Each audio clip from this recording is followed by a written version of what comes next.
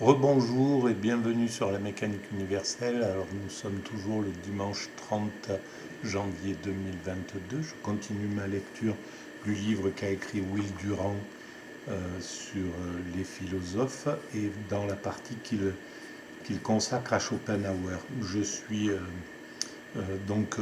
lis, je découvre en même temps que vous ce que Will Durant a écrit sur Schopenhauer et c'est sur sa philosophie, sa façon de penser, et j'extrapole en lien avec ma théorie euh, que, je- que vous pouvez trouver sur la mécanique universelle, donc mécanique universelle sur le site mécaniqueuniverselle.net, dans laquelle je développe l'idée que l'humanité est destinée à atteindre son ultime perfection, la sagesse, l'unité, euh, l'extase, voilà, l'extase facile. Et donc vous pouvez aller en référence avec cela.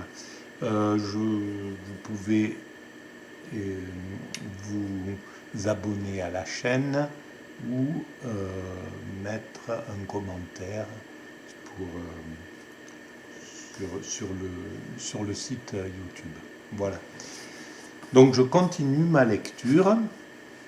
Alors, essayons donc de traduire le monde externe en termes de volonté. Allons tout de suite au fond des choses. Et alors que d'autres ont dit que la volonté est une forme de la force, disons que la force est une forme de la volonté. Là, je trouve que très juste, effectivement. La force est une forme de la volonté. La volonté peut être sans force. La volonté peut s'appuyer sur autre chose que la force. Euh, sur, voilà, sur une sorte de... Il peut y avoir par exemple de la volonté dans le fait d'accepter le monde tel qu'il est, de ne pas lutter contre, de s'adapter à ce monde, donc de ne pas y opposer de force, de, de vivre et d'agir sur l'énergie de la fatalité, par exemple. C'est très possible.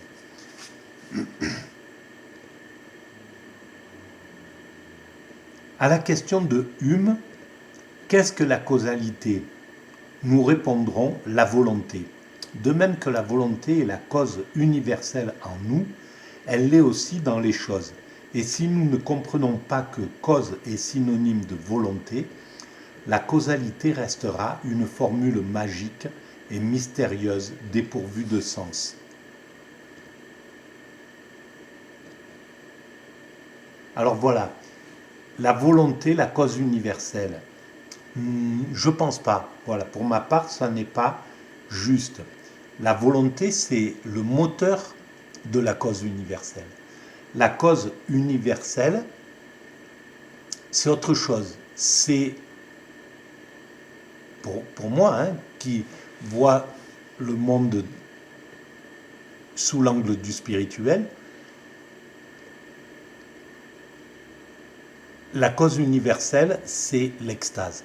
C'est la réunion avec le divin.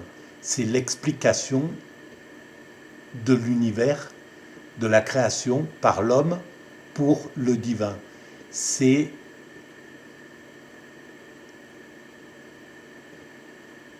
quelque chose qui est relatif au fait que l'humain est apparu sur cette terre. Alors évidemment, c'est contestable dans la mesure où on voit cette immensité de l'univers, cette, ce monde qui n'a pas besoin de l'homme, dans lequel l'homme est juste placé, posé comme une infinité poussière dans tout cela. Mais à mon sens, c'est lui qui donne, pour l'instant, tant que nous ne savons pas s'il existe d'autres formes de conscience et de réflexion, c'est lui qui donne le sens, qui éclaire le sens de l'humanité, qui éclaire le sens de l'univers, qui éclaire le sens des choses, qui éclaire le divin, qui sert d'une certaine façon à la clarté du divin.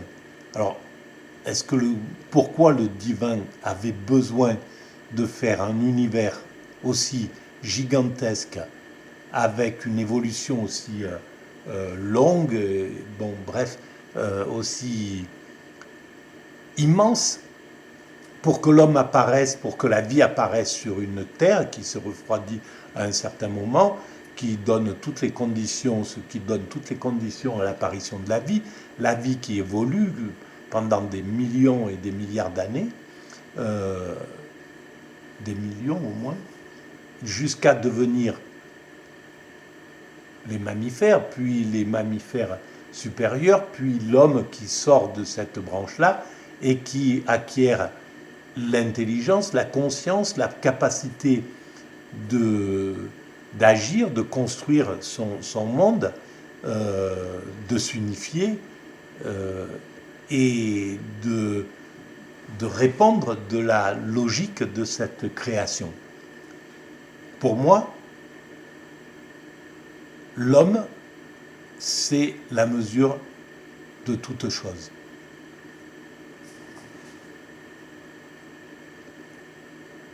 Et donc, la cause universelle, c'est la finalité de l'homme, c'est-à-dire où nous allons, pourquoi l'humanité évolue. Nous sommes sortis des primates naturels, nous sommes des hommes constructeurs, nous allons vers l'humain abouti, et cet humain abouti, c'est l'humain capable de vivre l'extase, de vivre une sorte de fusion avec le divin. Pour quelle raison ? Je ne sais pas, mais en tout cas, c'est selon moi la logique de cette évolution. Si on prend un point A, les primates naturels que nous étions, l'homme que nous sommes, et qu'on trace une ligne d'évolution, on arrive à l'extase, à l'unité mondiale, l'unité de l'ensemble des humains, la paix universelle, l'amour, la fraternité, etc., la perfection technique, sociale, etc., et donc la capacité à vivre l'extase qui est la réunion avec le divin.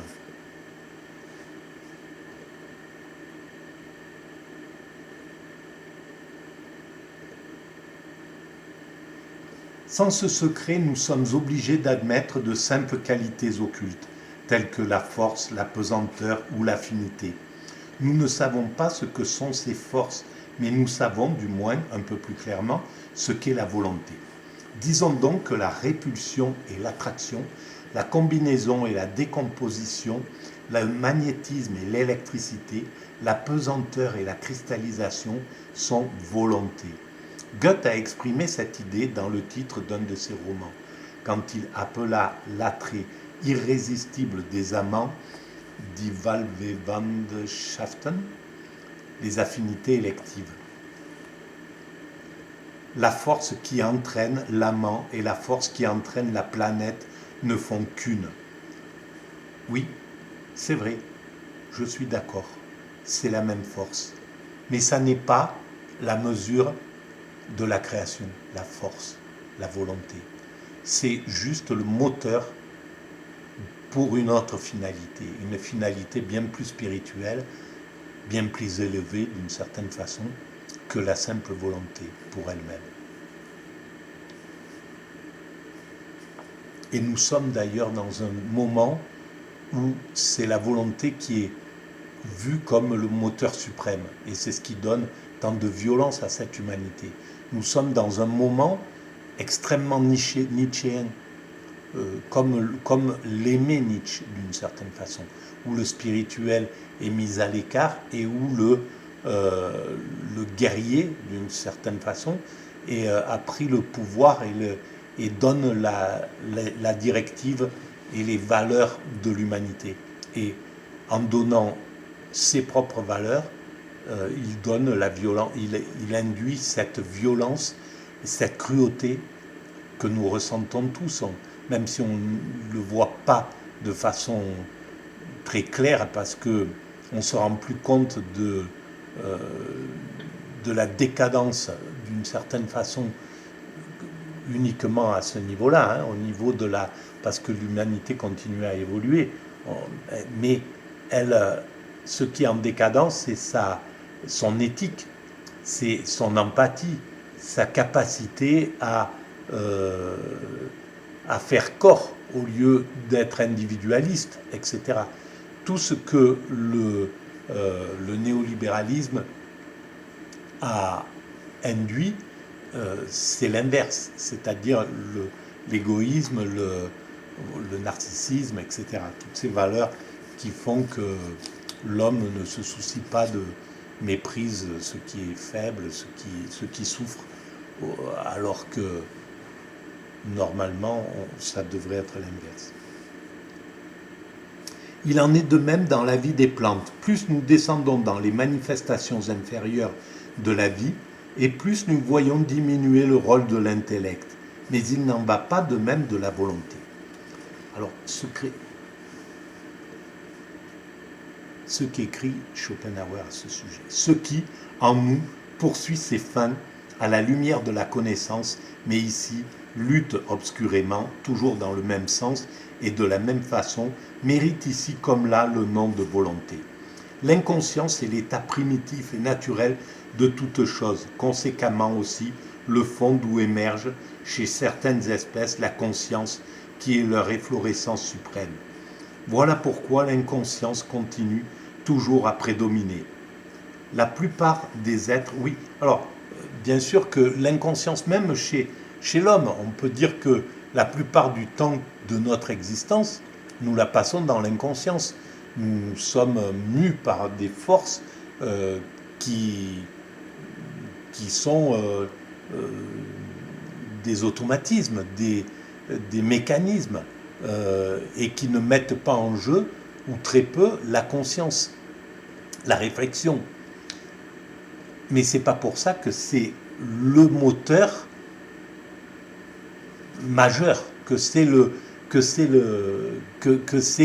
quelque chose qu'on doit privilégier en fait, parce que sinon il faudrait alors que pour Schopenhauer ou pour Nietzsche qu'il préconise un retour à l'état de nature, tout simplement, à l'état du primate qui ne se pose pas de questions, qui agit d'instinct, qui agit intuitivement, en mettant en œuvre très peu de conscience et de réflexion. Mais voilà, personne ne voudrait revenir à cet état-là avec toutes les contraintes que ça a. Si nous sommes sortis de l'humanité, du monde naturel, c'est pour sortir des contraintes dans lesquelles ils sont. Ça n'empêche pas que ça ne veut pas dire qu'ils sont que nos frères primates ou les autres mammifères ou les autres formes de vie sont inférieures. Elles sont dans un autre niveau de l'évolution, dans un autre stade et en étant tout à fait adaptées à leur stade de vie. Mais la régression n'est pas possible. C'est ça, ni pour nous, ni pour les baleines, ni pour les singes, les chimpanzés, ni pour personne. Voilà. Voilà pourquoi l'inconscience continue toujours à prédominer. La plupart des êtres sont donc privés de conscience. Ils agissent pourtant d'après les lois de leur nature, c'est-à-dire de leur volonté. Les plantes ont tout au plus un sentiment très faible, analogue à la conscience chez les animaux, tout à fait inférieur. Celle-ci ne luit que comme une aube. Mais même après avoir traversé toute la série animale et s'être élevé dans l'homme jusqu'à la raison, l'inconscience végétative qui a subi cette transformation n'en demeure pas moins la base et se fait sentir par la nécessité du sommeil. Oui, bien sûr, on a cet tout l'empilement à partir du cerveau primitif jusqu'à nous. On a cet empilement cérébral. Et c'est pourquoi on peut vivre avec un cerveau qui pourrait être la plus grande partie éteint et ne garder que le végétatif. On peut arriver, on peut survivre à ça. Mais ça n'est pas le sens de l'humanité. Si on évolue, si on développe notre cortex, si on évolue dans un sens, c'est ce sens qu'il faut regarder et cette finalité. Aristote avait raison. Il y a une puissance interne qui façonne chaque forme, dans les plantes et dans les planètes, chez les animaux et chez les hommes. L'instinct des animaux en général nous fournit le meilleur exemple de ce qui reste de téléologique dans la nature. Car d'eux-mêmes, et d'ailleurs on ne connaît pas encore on est encore à l'aube de la connaissance de ce qui se passe dans la communication entre les plantes, entre les animaux, etc. On découvre encore on commence à peine à découvrir la subtilité de leur relation entre les arbres, leur communication, etc. On ne sait pas grand-chose à ce niveau-là, de leurs sensations, de ce qu'ils voient, pensent ou ressentent en fait, je ne sais pas quel terme. Mais projetons-nous dans 100 ans, encore 100 ans de réflexion éthologique, de science développée à ce niveau-là. Imaginons ce que diront la science, ce que diront les scientifiques, les éthologues, les botanistes, voilà, dans 100 ans à ce propos-là. Qu'est-ce qu'ils auront découvert? Il y a 100 ans, les hommes ne pouvaient pas imaginer que nous serions aussi développés avec les ordinateurs, qu'on comprendrait toutes les choses que nous comprenons aujourd'hui. Et sans compter que le temps s'accélère, nous sommes de plus en plus nombreux avec du matériel créatif de plus en plus performant. Donc 100 ans, ça équivaut peut-être à 300 ans d'évolution classique, ancienne. Car de même que l'instinct est une action semblable à celle qui est inspirée par la conception d'une fin, bien qu'elle en soit totalement dépourvue, de même toute construction de la nature ressemble à celle qui est inspirée par la conception d'une fin, bien qu'elle en soit totalement dépourvue.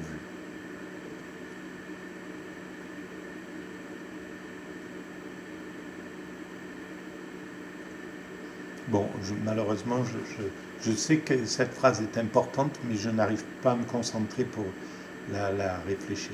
La merveilleuse habileté constructive chez les animaux montre combien la volonté est antérieure à l'intellect. Un éléphant qui avait parcouru toute l'Europe et avait passé sur d'innombrables ponts refusa de traverser un pont peu solide, bien qu'il l'ait vu traversé par un nombre considérable d'hommes et de chevaux. Un jeune chien a peur de sauter à terre du haut d'une table. Il prévoit l'effet de la chute, non par raisonnement, car il n'a jamais fait l'expérience d'une telle chute, mais par instinct.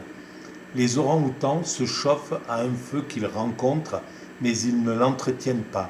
Il est donc clair que leurs actes sont instinctifs et non le résultat d'un raisonnement. Ils expriment non l'intelligence, mais la volonté. Oui, tout à fait, c'est juste. Mais pourquoi pourquoi nous évoluons d'une autre façon? Pourquoi nous développons l'intellect? Pourquoi nous développons la pensée, le raisonnement?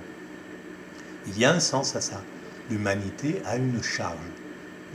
Si son cerveau s'est organisé de façon à développer son raisonnement, sa conscience, sa réflexion, c'est pour une valeur bien précise, c'est pour un travail bien précis que le principe créateur lui demande de faire. Simplement, pour l'instant, on ne comprend pas ça. Mais en même temps, on ne peut pas souhaiter revenir à l'éléphant, au chimpanzé ou au chien qui vit de façon instinctive. Évidemment, nous aussi, si on est d'une table, si on doit sauter d'un endroit qui semble trop haut, on ne le fera pas, parce qu'on sait qu'on risque de se faire mal. Voilà. Donc, c'est l'instinct aussi qui parle, évidemment, à ce niveau-là. On a préservé, on a conservé une grande part de cet instinct. Pas tout, mais une partie. Mais par contre, l'humanité développe sa conscience.